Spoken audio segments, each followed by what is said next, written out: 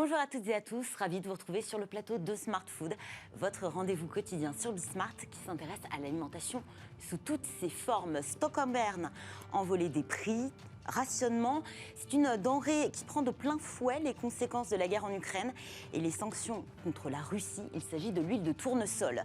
Des rayons vides dans les supermarchés, mais la tension est aussi très forte chez les industriels qui l'utilisent dans leurs recettes, car au-delà des huiles de table, ce sont des milliers de produits de consommation courante qui sont aujourd'hui concernés. Chips, frites, mais il y a aussi les sauces, les pâtes à tarte, les sardines et le thon en conserve, mais aussi le chocolat. On fait le point aujourd'hui sur la situation chez les industriels de l'agroalimentaire en compagnie de Jérôme Foucault. Bonjour à vous. Bonjour. Vous êtes le président d'APDEPAL, c'est l'association des entreprises des produits alimentaires élaborés. C'est l'une des principales fédérations professionnelles de l'industrie alimentaire. Elle regroupe actuellement près de 260 entreprises, principalement des PME et des ETI, à travers 6 syndicats métiers dans les rayons épicerie, frais et surgelés. On en parle aujourd'hui, l'arrêt des exportations des parts de la mer Noire. Il y a également l'embargo sur les produits russes qui conduisent à de fortes pénuries sur certains produits, parmi eux l'huile de tournesol. La pression monte autour de cette denrée. Dans quelle mesure les pénuries autour de l'huile de tournesol fait monter la pression et dans quelle mesure les industriels sont concernés par ces difficultés d'approvisionnement? Alors, écoutez, effectivement, d'abord, évidemment, c'est une montée des cours et des prix. Et puis, ensuite de ça, une raréfaction de la matière première elle-même, puisque vous savez que entre la Russie, l'Ukraine et la Biélorussie, c'est à peu près 18 millions de tonnes sur les 25 millions que produit l'Europe d'huile de tournesol qui aujourd'hui font défaut. Pourquoi l'huile de tournesol est autant utilisée chez les industriels ? L'huile de tournesol est utilisée parce qu'elle a des vertus et de texture et de capacité de monter en température pour les fritures, par exemple, que vous mentionniez. Et puis aussi pour des questions de coût. Elle est effectivement moins chère que certaines autres huiles.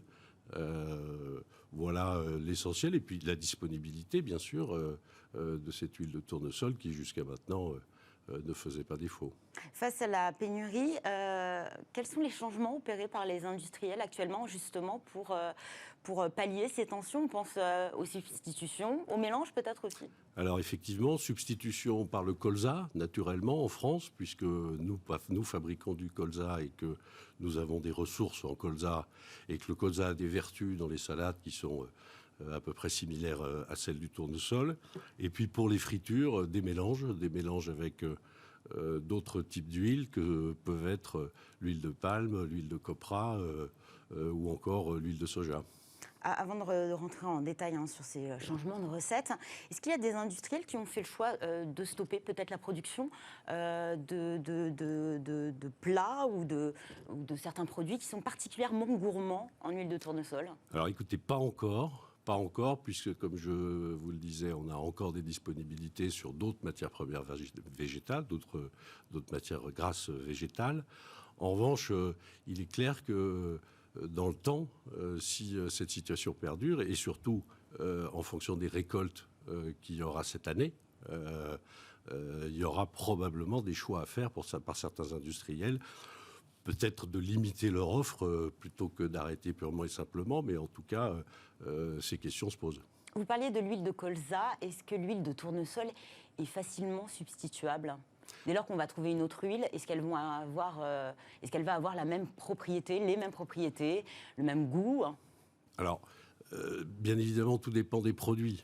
Si les produits sont des produits de type salade, comme des salades préparées, des taboulés, des carottes râpées et autres, on va avoir avec l'huile de colza, comme vous le faites vous-même à la maison, un résultat sensiblement équivalent. Mais dès lors qu'on monte en température, qu'il va y avoir forcément de la cuisson, peut-être qu'on va avoir des changements de texture? Effectivement, à ce moment-là, il est utile peut-être de faire un mélange avec d'autres types d'huiles qui, elles, résistent mieux à des montées en température fortes que nécessite la friture.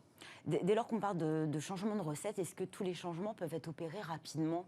Ça demande de la recherche et du développement en amont? C'est pas si simple. Alors effectivement, à la maison, on prend une bouteille d'huile verte plutôt qu'une bouteille d'huile jaune. En revanche, à l'échelle industrielle, il y a un certain nombre de tests à faire, que ce soit des tests organoleptiques pour vérifier les qualités produits, mais aussi des tests de conservation des produits dans le temps, puisqu'il y a aussi cet aspect des choses. Et puis d'impact sur la recette elle-même, puisque la viscosité des huiles, par exemple, n'est pas forcément la même entre le tournesol et le colza, ce qui nécessite des réglages machines qui, aujourd'hui, sont en cours de calage.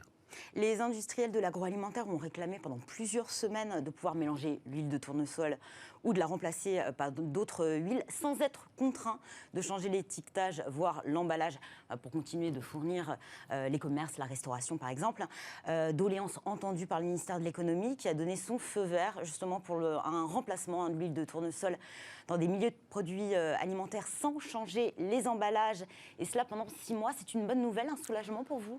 Alors écoutez, c'est un soulagement et on peut saluer là la capacité du gouvernement à s'adapter à une situation d'urgence. Bien sûr, nous espérons que cette situation sera temporaire. En revanche, il est à craindre que 6 mois soit une période un peu courte. Néanmoins, on refera le point, bien évidemment, régulièrement avec la DGCCRF et les services de l'État pour les informer de la situation. On va voir encore une fois ce que vont donner les ressources 2022, puisqu'aujourd'hui, nous consommons les récoltes 2021. Justement, et donc, on risque d'ailleurs sur 2023.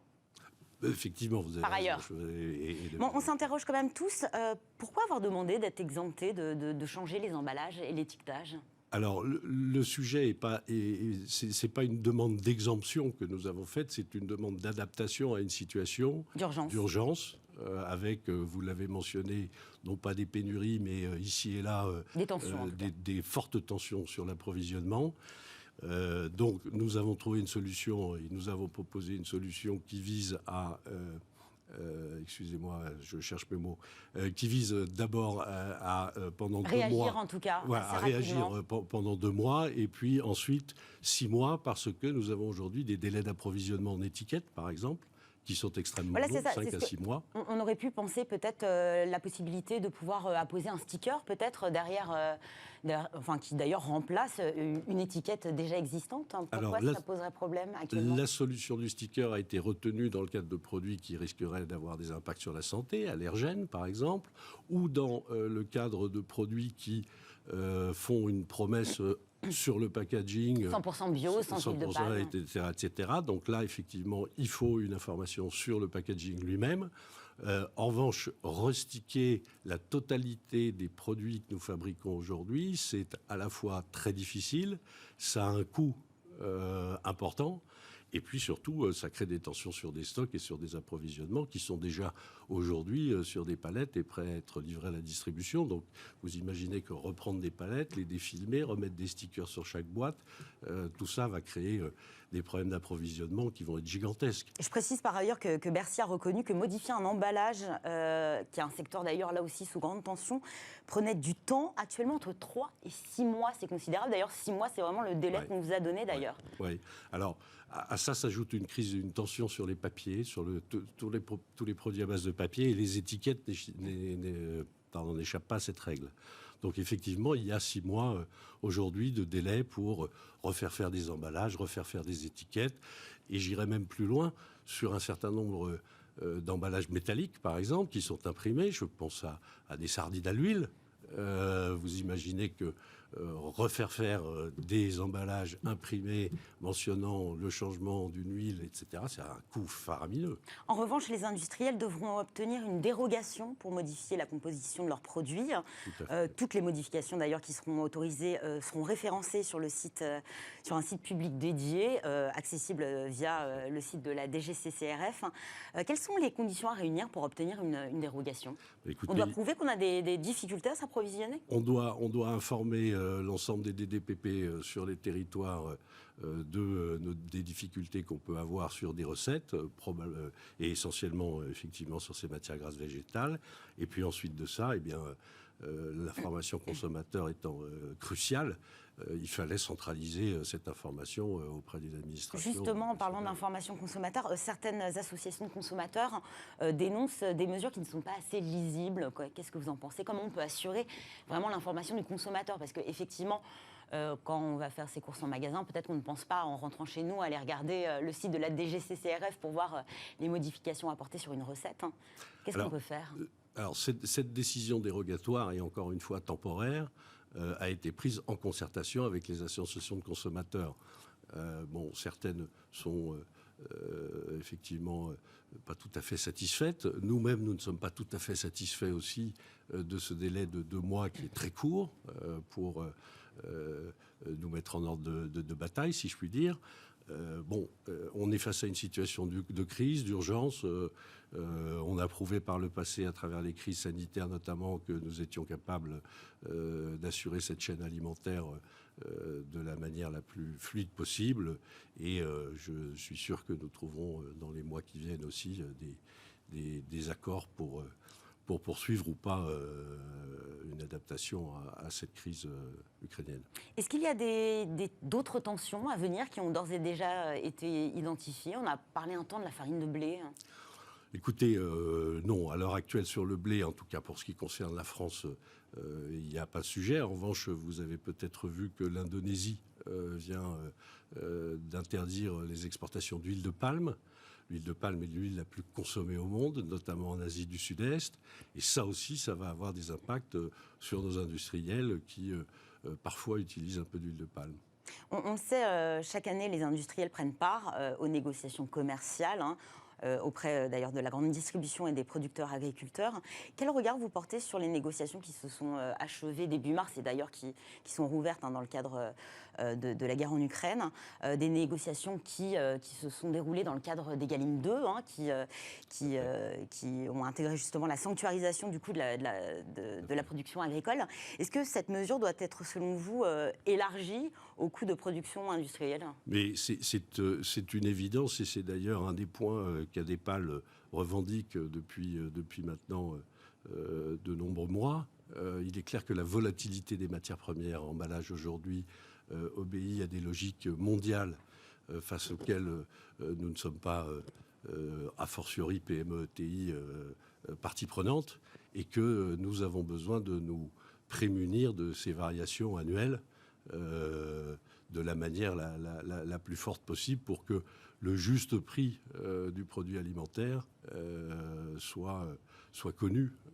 Ensuite de ça, dans le cadre des négociations que vous mentionnez qui sont achevées le 1er mars, effectivement, les produits agricoles et la matière première agricole a fait l'objet de revalorisation. En revanche, l'ensemble des matières premières, plastique, métal, papier, bois, elles ne l'ont pas été. Et énergie, ne l'ont pas été.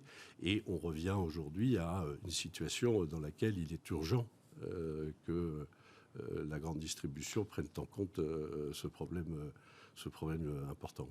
Merci beaucoup Jérôme Foucault. Je rappelle que vous êtes le président d'Adepal. Merci à vous. C'est la fin de cette émission. Merci à tous de nous avoir suivis. Merci à toute l'équipe qui m'a accompagnée aujourd'hui. Je vous donne rendez-vous demain pour un nouveau numéro de Smart Food. Excellente journée à tous sur Bismart.